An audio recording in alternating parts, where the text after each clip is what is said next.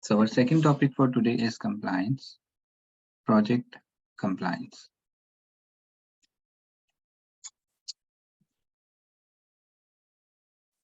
Okay.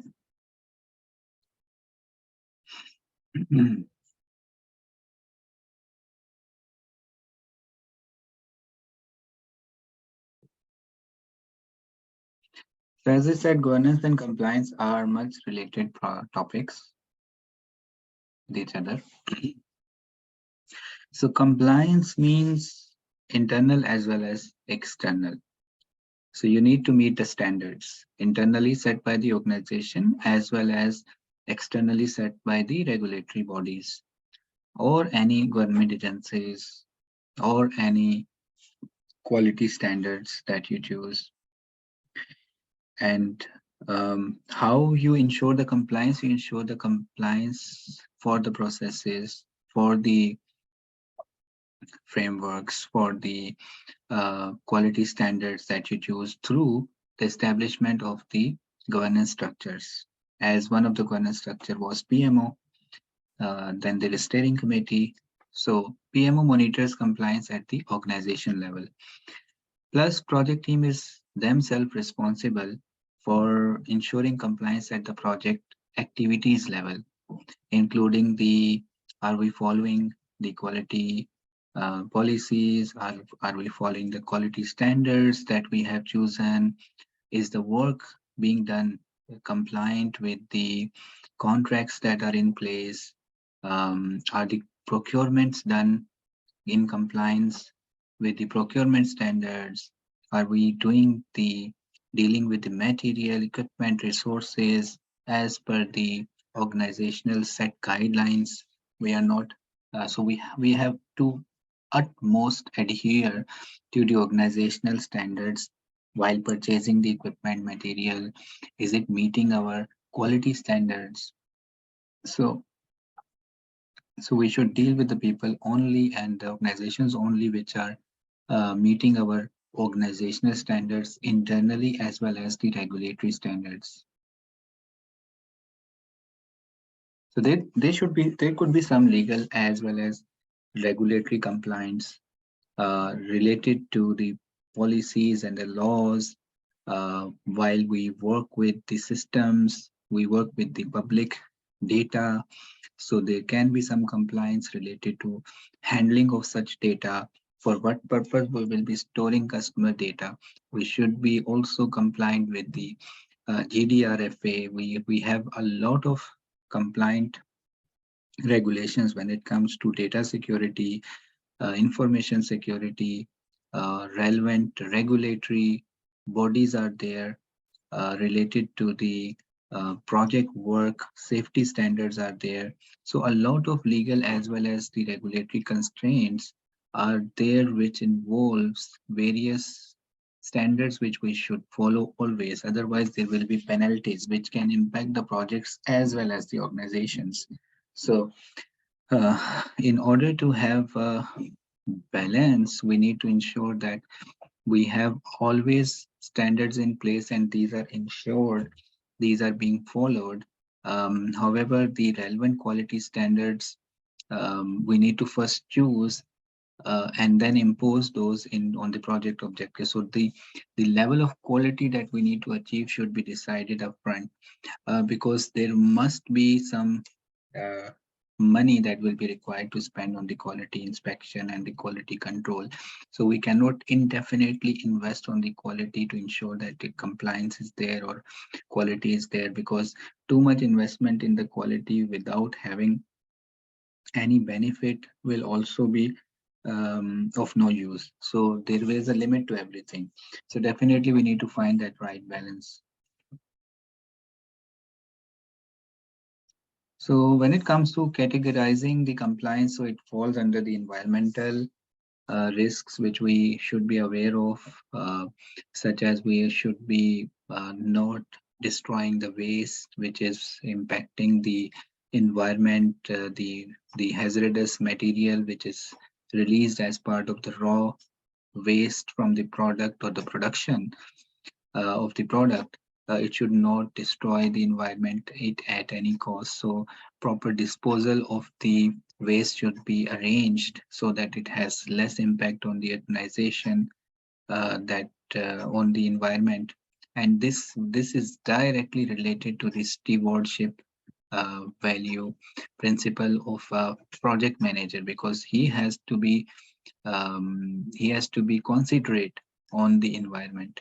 At first, he has to be considerate on the people, equipment, as well as the environment and the all the hazards that are there because of the project, to the animals, to any living being, to the plants, to the environment. So that is environmental risk, that your project activities should not have a negative impact on the environment. And if it is there, you must ensure that what did you do to mitigate it. Plus, workplace and health and safety compliant should be at foremost. So safety is always first, health is always first. So mental health is always first. So you have to ensure that your workplace is safe and healthy for people to work with. So no risks at all. There should be zero tolerance for health and safety related risks. So you have to be following all the HSE standards while ensuring that safety precautions are undertaken before the start of the work, because human life is most valuable thing. Work should be done only when the life expectancy, I mean, danger to the life is not there. Then we have to be compliant with the moral and ethical compliance should be there. So we should be aware about the corrupt practices which are actually existing when we deal with the people, when we deal with the material, vendors, equipment, resources. There are plenty of areas where the corrupt activities could happen. So being the on the ethical side, the project manager should highlight if there is any approach to him or any team member. Transparency should be there, that there is an approach, there is a conflict of interest, there is bad practice being happened or is spotted. So it should be highlighted, and it should be the strict actions should be taken. We should be socially responsible on the environment, in the society, in the areas of our dealing with the customers, the general stakeholders, all the people who are impacted by the project objectives positively or negatively. So it's our social responsibility to take them in the confidence that project might have some change in the way they do their normal life, day-to-day life. So we should interact with them, clearly communicate with them the objectives of the project and how you are ensuring that the impact on the life of the public.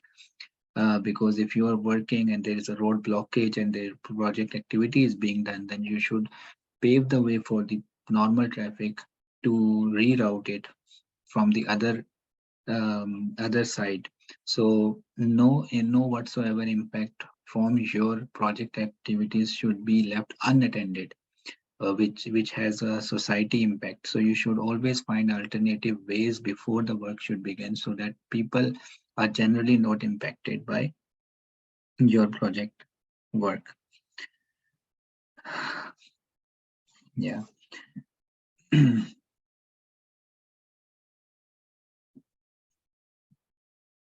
So how you can investigate the compliance threats, that if there is something which is missing and which is overlooked, so who in the organization handles the compliance? Yeah. And what legal or regulatory requirements impact the organization? The identification is important. So if it is related to health, or it is related to just information or data or anything else. So what is the organization's policy towards the quality? So most of the compliance will come in place to ensure that whatever standards and policies you choose for your project work should be in place during the execution. So to know that quality policies and standards is also important, and to know that which areas you might need to be aware that you need to be compliant with. It may be health, it may be risk, it may be quality, it may be safety, it may be regulatory. But you should be aware that the nature of work require me to be aware of such and such regulatory requirements, such and such safety requirement. So such and such sustainability requirements. So these are the areas where the project manager has to be considerate of.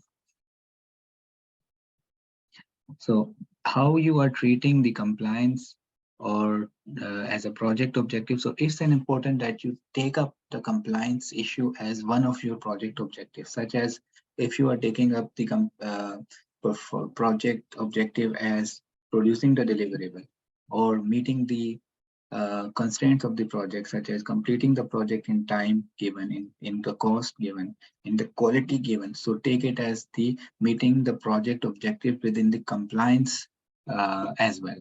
So that should be your one of the objectives. So no matter your project end result should meet the performance standards as well as it should meet your compliance standards as well.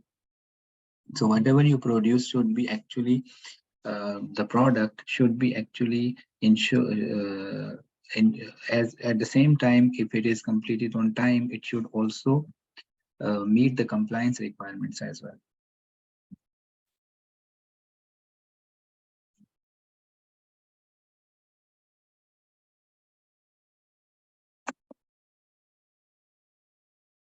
Again, so here we have the 5 best practices of the compliance. So you ensure that all the documentation is done. So your impact assessment, your uh, for the risks, your compliance requirements are fully documented. Your risk registers are well maintained. Your issues are identified. Your risks mitigations are in place. You have considerable you have set in place the risk re-identification exercises so that you have proper risk planning in place. So risks are continuously being analyzed. Any risk to your compliance of health and safety, any risk of your compliance to any of the project objective. So you should be having set frequent meetings in place for identification of those risks. And plus, you should have formal processes for compliance audit. So, such as if you have any non-compliant, so you should be able to identify frequently if there is any non-compliance happening. So you should take a corrective action at the right time and ensure that compliance is everybody's responsibility. It's not like a PM responsibility only. It is everyone's job. So as part of the exercise of this activity, think about that what kind of quality policy your organization is using. And do you know where you can go and find that quality policy? Is there any process and policy repository in your organization? And what kind of activities related to compliance you personally are involved in? So think about it and let me know whenever you think about it. Let me know what kind of quality policy you are using and what are the quality standards that you are using on your projects, and if there is any compliance activity that you are involved in. So I think that's all for today that we have. And with this lecture, we also have covered 3 objectives from our exam content outline, which is the confirm project compliance requirements to health, security, safety, and regulatory, to classify compliance categories, and to analyze consequences of non-compliance. So your exam questions will be built around these 3 scenarios. That's all for today. If you have any question, you may ask. Some of you have asked me